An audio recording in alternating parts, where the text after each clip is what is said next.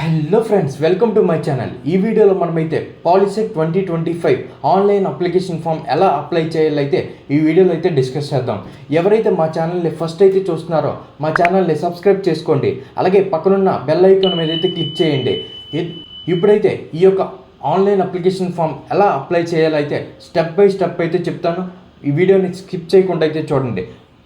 First అయితే మీరు ఈ యొక్క పాలిసెట్ ఏదైతే ఎస్బీడెట్ వెబ్సైట్కి అయితే రావాల్సి అయితే ఉంటుంది, అదైతే నేను ఆల్రెడీ డిస్క్రిప్షన్లో లింక్ అయితే ఇచ్చాను. ఆ లింక్ ద్వారా ఈ యొక్క వెబ్సైట్కి వచ్చినట్లయితే ఇక్కడ మీకు ఆన్లైన్ అప్లికేషన్ ఆప్షన్ అయితే కనబడుతుంది. ఈ ఆన్లైన్ అప్లికేషన్ ఆప్షన్లో 2 ఆప్షన్స్ అయితే ఉన్నాయి రిజిస్ట్రేషన్ అవ్వడానికి.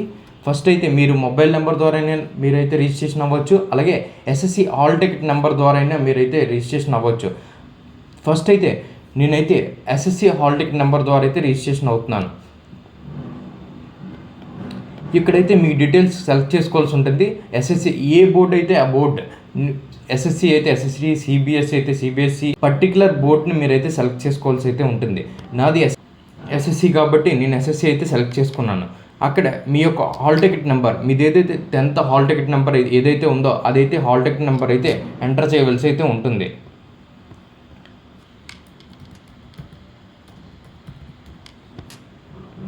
అలాగే మీ యొక్క డేట్ ఆఫ్ బర్త్,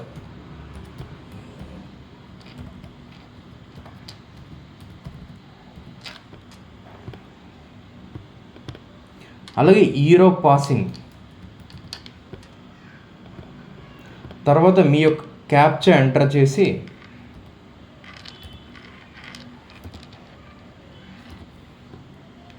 ఇక్కడ షో అప్లికేషన్ మీద ఉంది కదా, మీ యొక్క hall ticket number, date of birth and అలాగే ఇయర్ ఆఫ్ పాసింగ్ ఎంటర్ చేసిన తర్వాత మీరైతే మీ యొక్క క్యాప్చా ఎంటర్ చేసి ఇక్కడ చూపించిన క్యాప్చా ఎంటర్ చేసి మీరైతే షో అప్లికేషన్ మీద అయితే క్లిక్ చేయండి.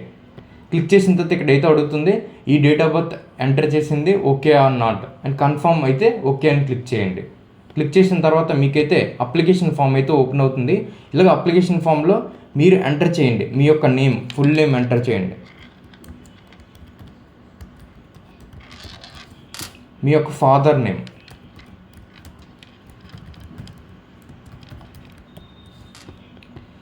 అలాగే మీ యొక్క సెక్స్, అంటే మీరు మేల్ ఆ ఫిమేల్ అన్న ఆప్షన్ చూపిస్తుంది కదా, మీరు మేల్ అయితే మేల్ క్లిక్ చేయండి, ఫిమేల్ అయితే ఫిమేల్ క్లిక్ చేయండి.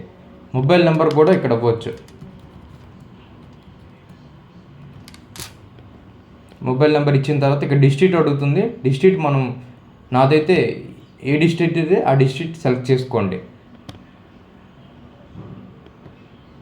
ఇక్కడ అడుగుతుంది పీరియడ్ ఎగ్జామ్ టౌన్ అని, అంటే మీరు ఎక్కడైతే రాయాలనుకుంటున్నారో ఆ ఎగ్జామ్ టౌన్ గురించి అయితే ఇక్కడ మెన్షన్ చేయాలి. మీరు సెలెక్ట్ చేసుకునే దాన్ని బట్టే మీకైతే ఎగ్జామ్ అనేది ఎక్కడైతే పడుతుందో ఇక్కడైతే తెలుస్తుంది.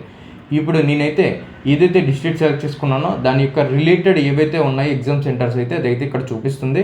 అక్కడైతే మీరైతే సెలెక్ట్ చేసుకోవాల్సి అయితే ఉంటుంది. అలాగే పిన్ కోడ్ కూడా ఎంటర్ చేయాలి. పిన్ కోడ్ ఎంటర్ చేశాను అండ్ అలాగే అడ్రస్ ఆఫ్ కరస్పాండెన్స్ అని ఉంది. మీ యొక్క హోమ్ అడ్రస్ని అయితే ఇక్కడ ఎంటర్ చేయొచ్చు.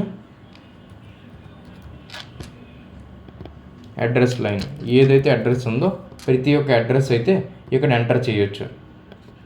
అండ్ అలాగే లోకల్ రీజన్ సెలెక్ట్ చేసుకోవచ్చు.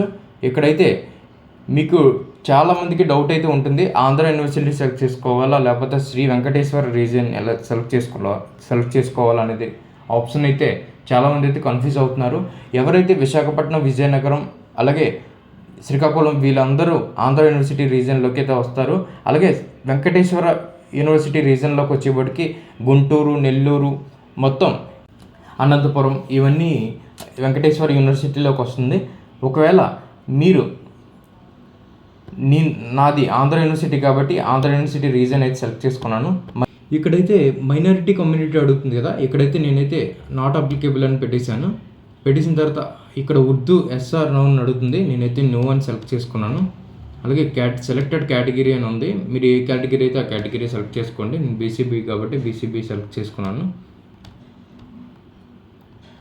అలాగే స్పెషల్ కేటగిరీస్ కొన్ని కేటగిరీస్ అనేది ఇక్కడ మెన్షన్ చేయడం అయితే జరిగింది. అందులో పర్సనల్ డిజేబిలిటీ అనేది ఉంటే మీరు ఎస్ అని పెట్టుకోండి, లేదు అని అంటే నో అని సెలెక్ట్ చేసుకోండి. ఎన్సీసీ అని ఉంటే ఒకవేళ ఎన్సీసీ కంప్లీట్ చేసినట్లయితే మీరు 10th లోపు ఎన్సీసీ సర్టిఫికేట్స్ కానీ ఏమైనా ఉంటే మీరు ఎస్ అని పెట్టుకోవచ్చు, లేకపోతే నో అని సెలెక్ట్ చేసుకోవచ్చు.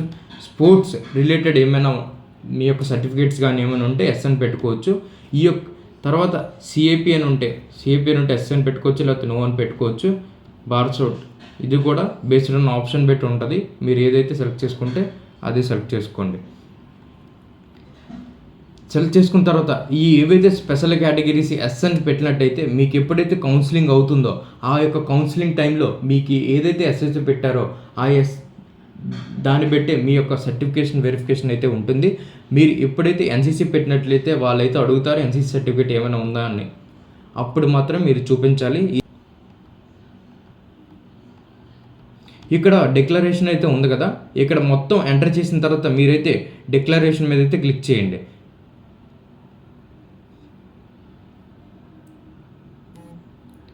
క్లిక్ చేసిన తర్వాత మీకైతే ఓటీపీ అయితే వస్తుంది. ఆ ఓటీపీని ఇక్కడ ఎంటర్ చేయండి. ఓటీపీ ఎంటర్ చేసిన తర్వాత మీకైతే ఇక్కడ సేవ్ అని ఉంది కదా, ఆ సేవ్ మీద క్లిక్ చేయండి. క్లిక్ చేసిన తర్వాత మీరైతే డీటెయిల్స్ అన్ని ఫిల్ అయితే ఇక్కడ గ్రీన్ కలర్ అయితే చూపిస్తుంది. నెక్స్ట్ సెషన్ అనేది ఫొటోస్ అయితే ఓపెన్ అవుతుంది. ఈ ఫొటోస్ సెషన్ సెకండ్ స్టెప్ అనేది ఈ ఫొటోస్ అండ్ సిగ్నేచర్ అనేది ఇక్కడ అప్లోడ్ చేయవలసి అయితే ఉంటుంది. ఈ ఫొటోస్ సిగ్నేచర్ అనేది మీ యొక్క సైజ్ అనేది 50 KB కంటే తక్కువ అయితే ఉండాలి. 50 KB కంటే తక్కువ ఉంటేనే ఆ యొక్క ఫోటో అనేది యాక్సెప్ట్ చేయడం అయితే జరుగుతుంది. మీ 50 KB కంటే తక్కువ ఉంటే మీరైతే ఆ యొక్క ఫోటోను అప్లోడ్ చేయడం అయితే అవుతుంది. ఆ ఫోటోను అప్లోడ్ చేసిన తర్వాత అలాగే సిగ్నేచర్ కూడా 50 KB కంటే తక్కువైతే ఉండాలి. అలాగే సిగ్నేచర్ అనేది బ్లూ కలర్ పెన్తో అయితే రాసి అయితే ఉండాలి. బ్లాక్ కలర్ పెన్ అయితే అలౌ చేయడం అయితే ఉండదు. జాగ్రత్తగా చూసి పెట్టండి. అలాగే ఫోటో కూడా మ్యాక్స్ బ్యాక్గ్రౌండ్ వైట్ ఉండేటట్టే కొంచెం అయితే చూసుకోండి. అలాగే బ్లూ కలర్ కూడా ఓకే, బ్యాక్గ్రౌండ్ కూడా చాలా important. Upload and save the signature అని క్లిక్ చేసిన తర్వాత ఎప్పుడైతే సేవ్ అయిపోయిందో ఫోటో సెషన్ కూడా అయిపోయి నెక్స్ట్ పేమెంట్కి అయితే వెళ్తుంది. ఈ పేమెంట్కి వెళ్ళిన తర్వాత మీకు ఫోన్పే లేదా క్రెడిట్ కార్డ్ ద్వారా అయితే ఈ పేమెంట్ అయితే చేయొచ్చు. ఈ పేమెంట్ డెఫినెట్లీగా చేసిన తర్వాత మీరైతే మీ యొక్క హాల్ టికెట్ నెంబర్ ప్రకారంగా మీరు ఏదైతే ఉందో ఆ యొక్క పీడిఎఫ్ని డౌన్లోడ్ చేసుకొని మీరైతే ఉంచుకోండి. ఈ పేమెంట్ సక్సెస్ అయిపోయిన తర్వాత మీ యొక్క హాల్ టికెట్ నెంబర్ బేస్ చేసుకొని మీరైతే మీ యొక్క పేమెంట్ స్టేటస్ని అయితే చెక్ చేసుకోవాల్సి అయితే ఉంటుంది. ఇదండి ఈ యొక్క పాలిసెట్ 2025 ఆన్లైన్ అప్లికేషన్ ఎలా అప్లై చేయాలనేది. వీడియో నచ్చితే లైక్ చేయండి, సబ్స్క్రైబ్ చేయండి, అలాగే పక్కనున్న బెల్ ఐకాన్ మీద అయితే క్లిక్ చేయడం మర్చిపోకండి. Thank you.